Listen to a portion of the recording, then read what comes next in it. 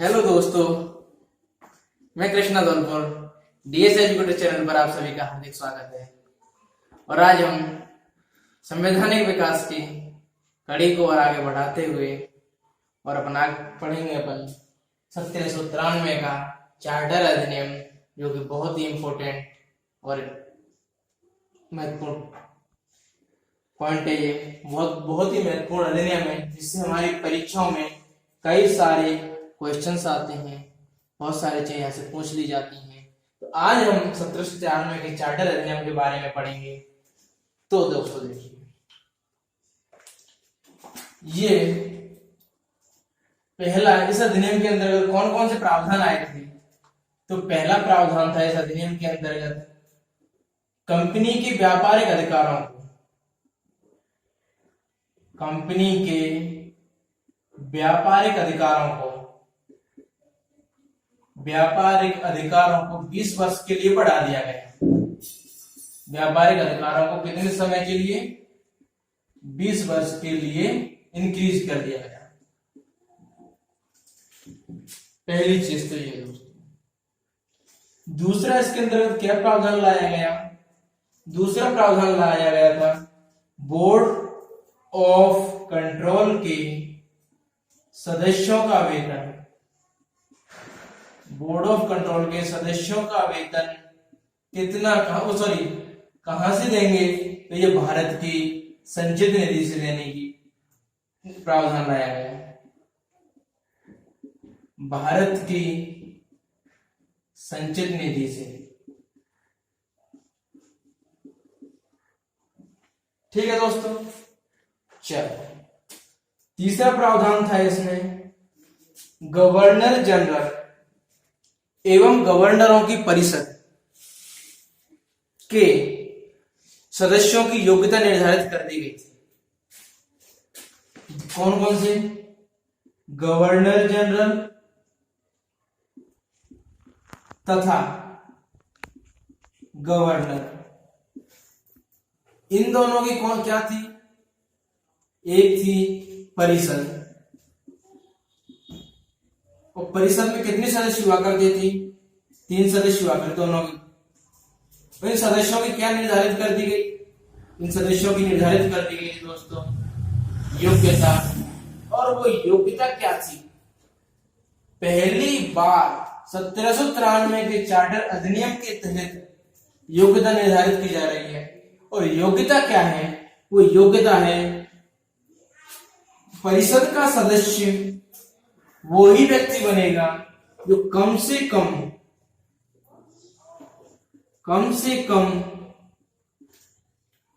12 बरस भारत में रहने का अनुभव, भारत में रहने का अनुभव हो। ठीक है दोस्तों, गवर्नर जनरल तथा गवर्नर 1773 के रेगुलेटिंग एक्ट में इनकी संख्या कितनी थी? परिषद के सदस्यों की संख्या, इसको देखा जाए अपन तो 1773 के रेगुलेटिंग एक्ट में इनकी संख्या कितनी थी? 4 थी। लेकिन 1784 के पिट्स इंडिया एक्ट में कितनी संख्या रख दी गई है? 3 रख दी गई। आपको बहुत अच्छी तरह बताया है कि 1773 में रेगुलेटिंग एक्ट में परिषद के सदस्यों की संख्या 4 थी, जबकि 1784 पिट्स इंडिया एक्ट में सदस्यों की संख्या कितनी थी? 3 कर दी गई थी। और वो 3 सदस्य की योग्यता, अब क्या यहां तक कोई योग्यता नहीं थी, लेकिन यहां आते ही 1793 चार्टर अधिनियम के आते ही इनकी योग्यता कर दी गई। गवर्नर तथा गवर्नर जनरल की नियुक्ति कहां से हो रही थी? ब्रिटिश सम्राट से यहां से हो रही थी। कंपनी नाम सजा करके भेज देती और ब्रिटिश सम्राट इसको नियुक्त कर देता कि साहब हम इस व्यक्ति को बनाना चाह रहे हैं, तो सम्राट उसके ऊपर मोहर लगा देता। ठीक है दोस्तों, ये तो था यहां तक। यहां से आगे अपन देखते हैं, अपन अब आगे का मामला देखेंगे। स्क्रीनशॉट लेना चाहे ले सकते हो आप।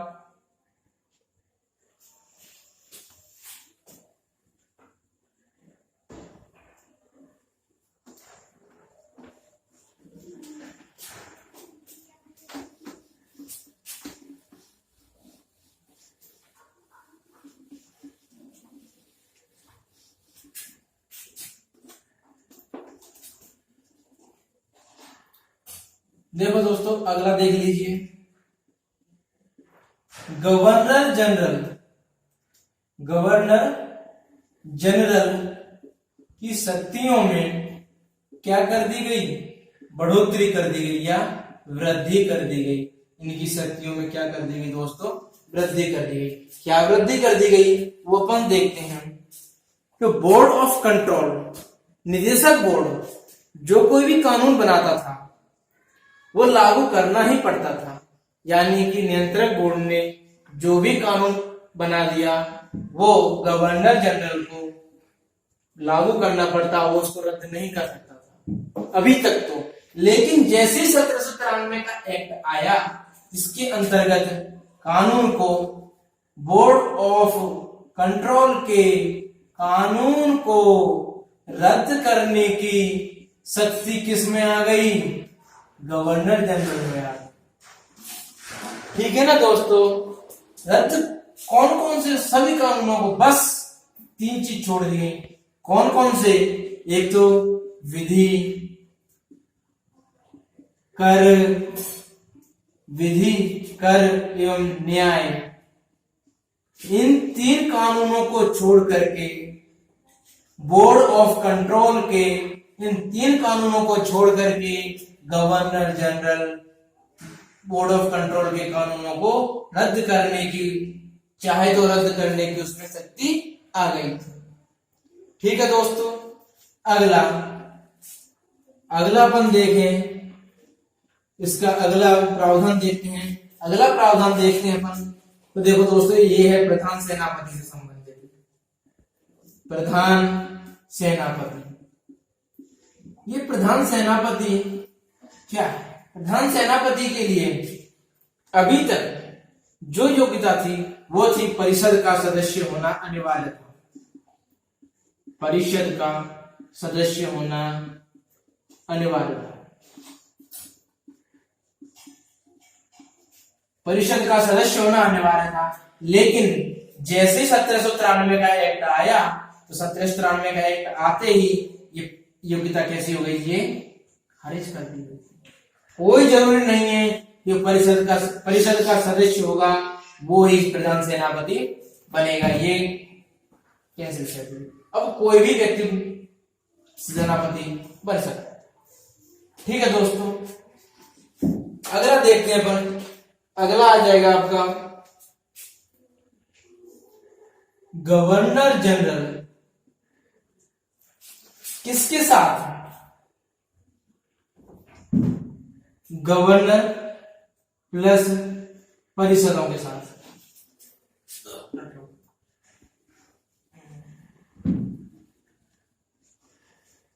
गवर्नर जनरल गवर्नर प्लस परिषद के साथ मिलकर के कौन कौन से सैनिक,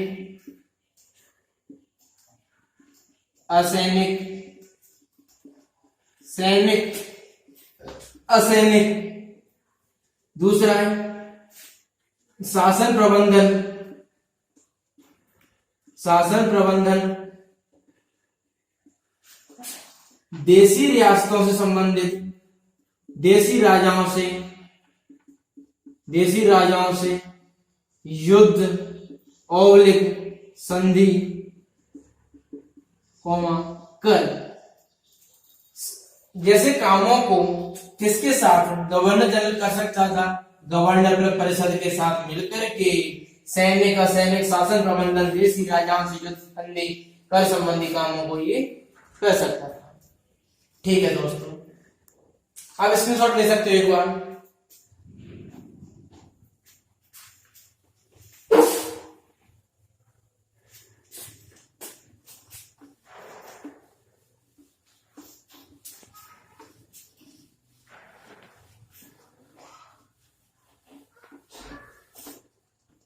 देखो दोस्तों, जो कि एक बहुत ही महत्वपूर्ण प्रावधान लाया गया था, और वो प्रावधान लाया गया, नेक्स्ट नंबरिंग देख लेना दोस्तों, नंबरिंग का ध्यान ही रहा है।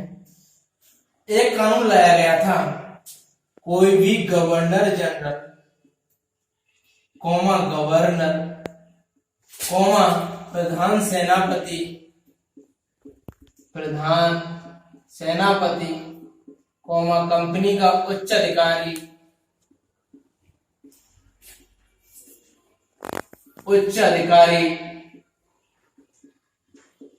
कौमा सुप्रीम कोर्ट का अधिकारी।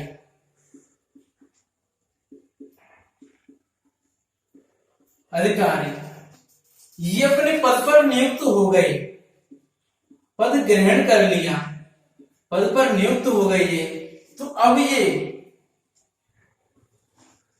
ये एनी रेट,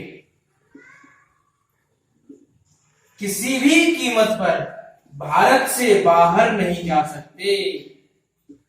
ये बहुत ही इंपॉर्टेंट था, भारत से बाहर नहीं जा सकते। भारत से बाहर जाने पर रोक लगा दी, नहीं जा सकते। यानी कि जैसे ही उन्होंने अपना पदभार ग्रहण किया, अब इनकी पक्की पाबंदी हो गई कि जब ये भारत से बाहर नहीं है। कौन कौन? गवर्नर जनरल, गवर्नर, प्रधान सेनापति, कंपनी का उच्च अधिकारी, सुप्रीम कोर्ट का अधिकारी। जैसे इन्होंने पदभार ग्रहण किया तो किसी भी दर पर, किसी भी कीमत पर ये भारत से बाहर नहीं है। बहुत अच्छा कानून लेकर के आए। अगला देख लीजिए, अगला प्रावधान है, तो अगला प्रावधान है अपना दोस्तों, और वो क्या है? अगला प्रावधान है, जैसे ही गवर्नर जनरल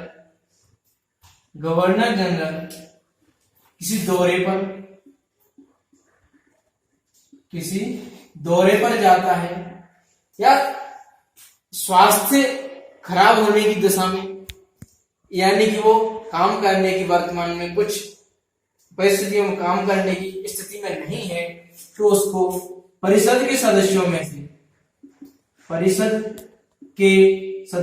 से किसी एक को, सदस्यों में से क्या, कार्यवाहक गवर्नर जनरल बनाने का अधिकार प्रदान किया गया था। यानी कि गवर्नर जनरल काम करने की स्थिति में नहीं है, या किसी दौरे पर, देशी रियासतों के या प्रांत प्रेसिडेंसी के दौरे पर गया हुआ है, तो कार्यवाहक गवर्नर जनरल उसको नियुक्त करने का प्रावधान था। ठीक है दोस्तों, अगला अपन देखते हैं, तो अगला अपन देखेंगे, तो अगला हो जाएगा अपना, अब एक बार स्क्रीनशॉट ले लीजिए इनका।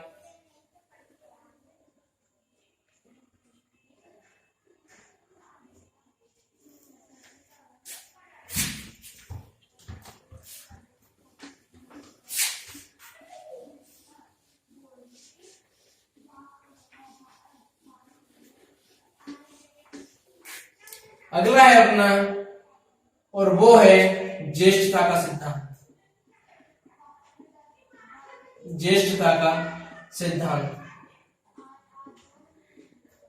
ये क्या था? ये था दोस्तों, कोई पदाधिकारी है और उसकी पद पर रहते उसकी आकस्मिक मृत्यु हो जाती है। पद पर रहते हुए क्या हो जाती है? उसकी मृत्यु हो जाती है, इस्तीफा दे देता है। तो उस पद को संभालने के लिए वरिष्ठ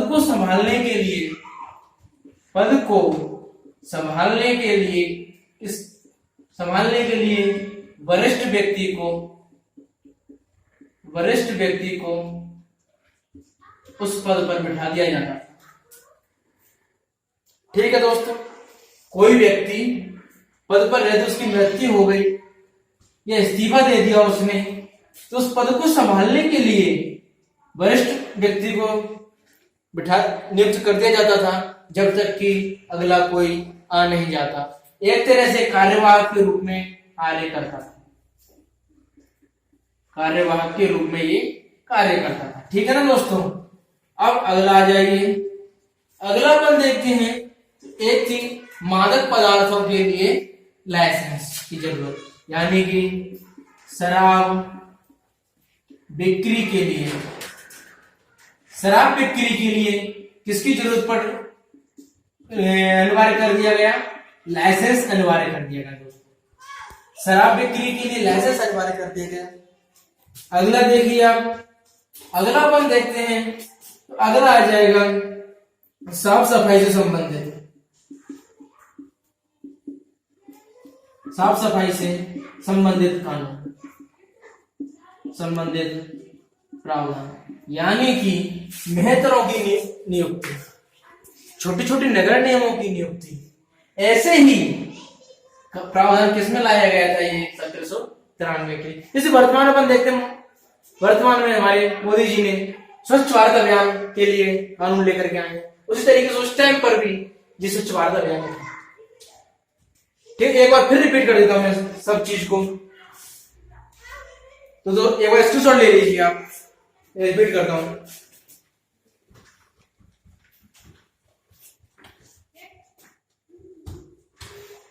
चलो दोस्तों, अपन बढ़ा देता हूं मैं इसको, फिर एक बार रिपीट करते हैं पूरा मामला।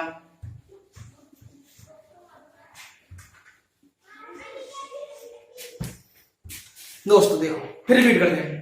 कंपनी के व्यापारिक मामलों को, व्यापारिक अधिकारों को 20 वर्ष के लिए बढ़ा दिया गया था। बोर्ड ऑफ कंट्रोल का वेतन, बोर्ड ऑफ कंट्रोल का वेतन कहां से देने लगा, भारत की संचय नदी से देने लग गए थे। उसके अलावा गवर्नर जनरल और गवर्नरों की परिषद के सदस्यों की योग्यता को निर्धारित कर दिया गया, और वो योग्यता क्या थी, वो योग्यता थी भारत में कम से कम 12 वर्ष रहने का उसको अनुभव हो। ठीक है ना दोस्तों। उसके अलावा अपना गवर्नर जनरल शक्तियों में वृद्धि कर दी गई।